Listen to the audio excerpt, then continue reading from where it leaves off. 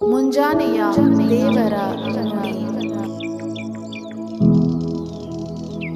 ಮತ್ತಾಯನು ಬರೆದ ಸುವಾರ್ತೆ 6ನೇ ಅಧ್ಯಾಯ 8ನೇ ವಚನ. ನೀವು ನಿಮ್ಮ ತಂದೆಯನ್ನು ಬೇಡಿಕೊಳ್ಳುವುದಕ್ಕಿಂತ ಮುಂಚೆಯೇ ನಿಮಗೆ ಏನೇನು ಅಗತ್ಯವೆಂಬುದು ಆತನಿಗೆ ತಿಳಿದದೆ ಎಂಬುದಾಗಿ ಬರೆಯಲ್ಪಟ್ಟಿದೆ. ಪ್ರೀತಿಯುಳ್ಳ ದೈವಜನರೇ, ನಮಗೆ ಬೇಕಾದ ಎಲ್ಲ ಅವಶ್ಯಕತೆಗಳನ್ನು ಪೂರೈಸುವ ದೇವರು, ಪ್ರಾರ್ಥನೆಯನ್ನು ಕೇಳುವಾತನು ನಮ್ಮ ಕರ್ತನಾದ ಯೇಸು ಕ್ರಿಸ್ತನು. ಅಂತಹ ದೇವರ ಬಳಿ ಬಂದು ನೀನು ಪ್ರಾರ್ಥಿಸುವಿಯಾ?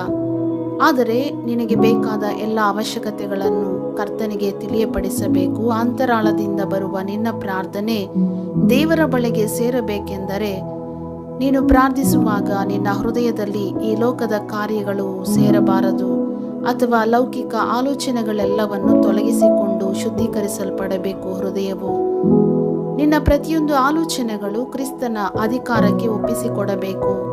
ನಿನ್ನ ಅಂತರಾಳದಿಂದ ಬರುವ ಹೋರಾಟಗಳು 3 ವಿಧವಾಗಿ ಕಾಣಲ್ಪಡುತ್ತವೆ.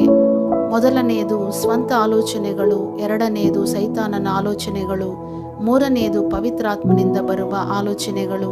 ಇವೆಲ್ಲವುಗಳ ಮಧ್ಯದಲ್ಲಿ ಪವಿತ್ರಾತ್ಮನ ಆಲೋಚನೆಯಂತೆ ನಾವು ಮುಂದೆ ಹೋಗಬೇಕು ಆತ್ಮಿಕ ಯಾತ್ರೆಯಲ್ಲಿ.